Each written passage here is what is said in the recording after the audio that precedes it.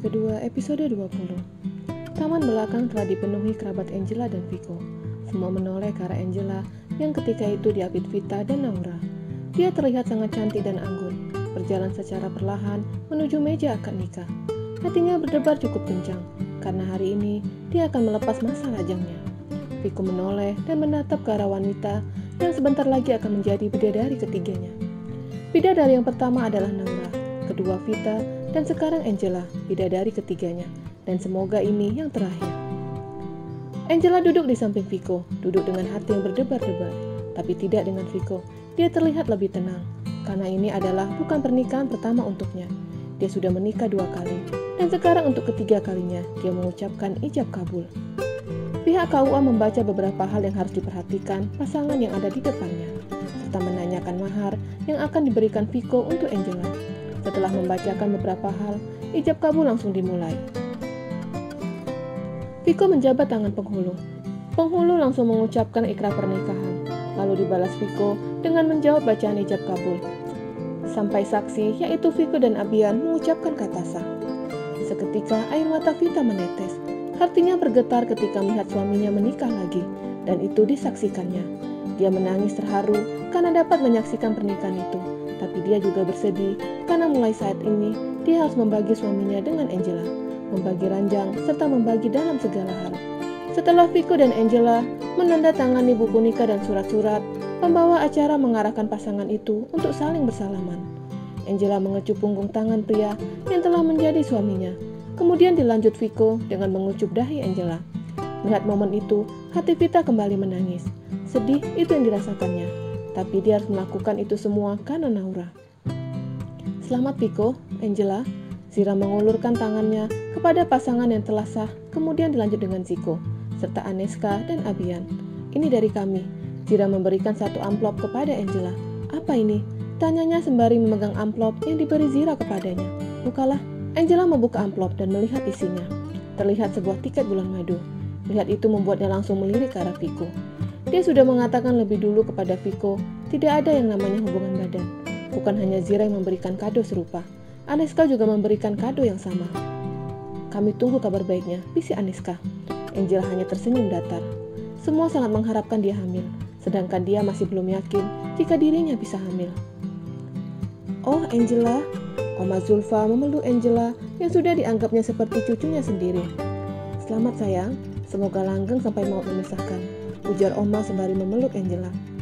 Angela menganggukkan kepalanya, lalu melirik ke arah Vita yang masih duduk diam sembari menundukkan kepala. Dia tahu jika Vita sedang bersedih. Dia terus menyunggingkan senyumannya di bibirnya, sembari mendengarkan Oma dan Aneska bercerita banyak hal kepadanya. Dia ingin segera menghampiri Vita yang sedang bersedih, tapi tidak mungkin dia berlalu ketika keluarga Basam sedang mengajaknya bercerita banyak hal. Dia melirik ke arah Vico yang sibuk mengobrol dengan Ziko dan Abian. Mereka lupa jika ada Vita di antara mereka. Permisi Oma, ujarnya yang harus mengakhiri percakapannya dengan Oma dan Aneska. Lalu dia menuju tempat Vita duduk di samping istri tertua. Vita menyadari ada seseorang di sampingnya. Dia menolehkan kepala. Kenapa Vita? Tidak apa-apa, sahutnya bohong. Jika tidak terjadi sesuatu, kenapa kamu bersedih? Apa kamu takut Vico mencintaiku? Tebak Angela. Vita diam dan menatap wanita itu dengan lekat.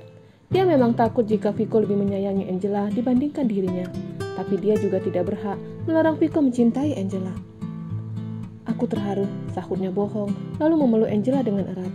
Dia tidak ingin membuat masalah lagi, bersabar dan tidak berpikiran buruk untuk hubungan keluarga mereka. Terima kasih Vita, sahut Angela. Vico dari jauh memperhatikan itu, dan hatinya lega ketika melihat dua istrinya akur. Karena tidak ada resepsi, maka acara hanya sampai siang hari. Setelah menikmati sajian dari pemilik rumah, tamu undangan mulai meninggalkan kediaman itu. Angela memilih untuk beristirahat. Dia sangat mengantuk. Itu terjadi karena waktu tidurnya yang kurang. Semalaman dia terus terjaga, memikirkan akad nikahnya. Dan setelah melewati akad nikah yang berjalan lancar, membuatnya lega. Dan rasa kantuk kembali menderanya. Vico dan Vita berjalan beriringan masuk ke dalam rumah. Pria itu menyerahkan 2 amplop ke Vita. Apa ini? Tanya Vita sembari menerima kedua amplop itu. Bukalah. Vita membuka amplop dan melihat isinya. Matanya terbelalak ketika melihat tiket bulan madu yang diberikan 2 orang yang berbeda.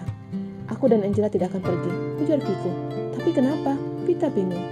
Aku dan Angela sudah berkomitmen untuk tidak melakukan itu, jelasnya. Tapi kamu akan berdosa jika tidak memberikan nafkah batin untuknya, jelas Vita lagi. Sudahlah, yang terpenting sekarang aku dan Angela sudah menikah. Dan Naura senang, itu yang utama.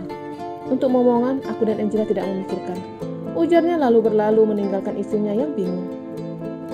Dia memegang tiket itu dan membawa ke kamar Angela, mengetuk pintu kamar, dan ketika terdengar suara sahutan dari dalam, dia masuk ke dalam kamar. Terlihat Angela sedang membersihkan makeup yang ada di wajahnya. "Iya, Vita," ujarnya sembari tetap membersihkan wajahnya sembari menghadap cermin. "Aku mendapatkan ini dari Viko." Vita meletakkan di atas meja rias. Tanpa membuka isi amplop, Angela tahu jika itu adalah kado dari Aneska dan Zira.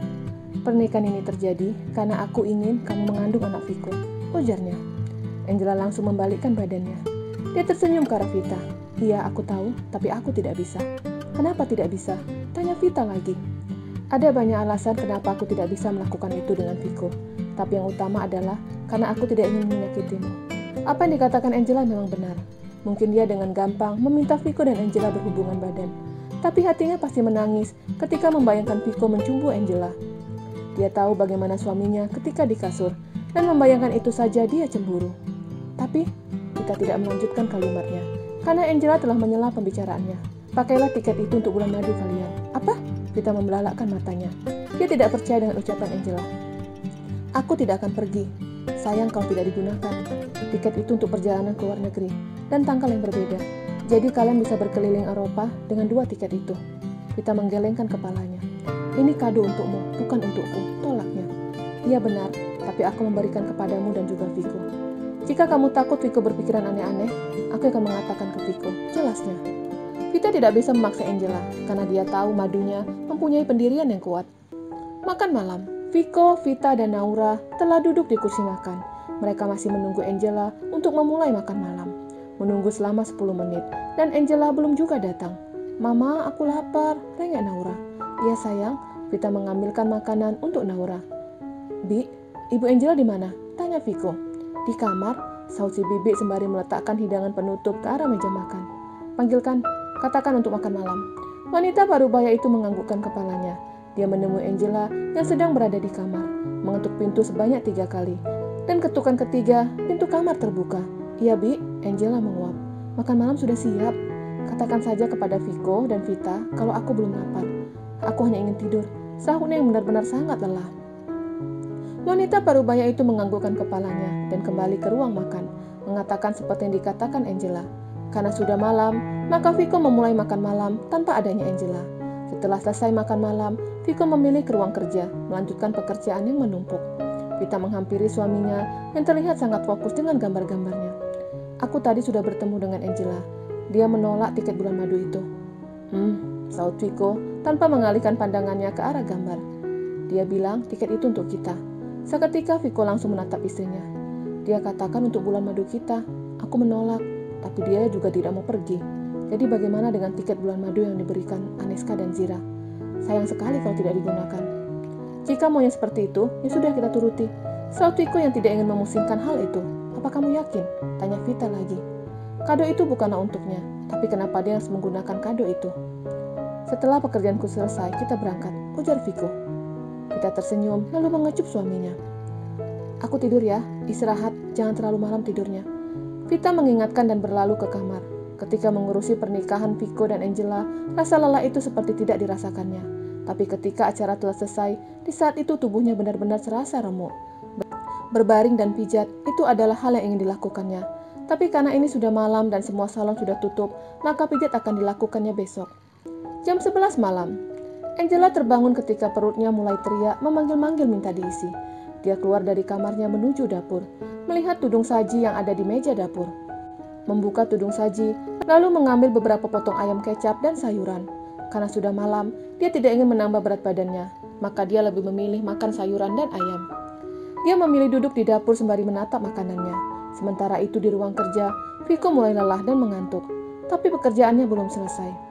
"Sepertinya secangkir kopi dapat membuatku segar kembali," gumamnya lalu menuju dapur. Lampu semua ruangan telah dipadamkan dan ada sebuah cahaya dari dapur. Dia melangkahkan kakinya lebih cepat, berharap ada si Bibi yang bisa membuatkan kopi untuknya. Tapi ketika berada di depan pintu dapur, dia melihat rambut panjang yang sedang tergerai. Hanya Angela yang memiliki rambut panjang di rumah itu. Maka Vico menghampiri meja makan dan berdiri tepat di depan Angela. Wanita itu terlihat sangat fokus dengan makanannya. Dan dia belum sadar jika ada Vico berdiri di depannya. Ketika selesai menyantap makanannya, dia mengangkat kepalanya. "Ya ampun Vico," Angela memegang dadanya. "Kamu menakutkanku saja," gerutunya sambil beranjak dan membawa piring kotor ke wastafel. "Kenapa kamu belum tidur?" tanya Vico sembari memperhatikan istri keduanya. "Aku lapar," saut Angela sembari mencuci piring kotor. Vico ingat tujuannya ke dapur, yaitu untuk membuat kopi. Karena ada Angela, maka tidak ada salahnya menyuruh wanita itu membuatkan kopi untuknya. Bersambung.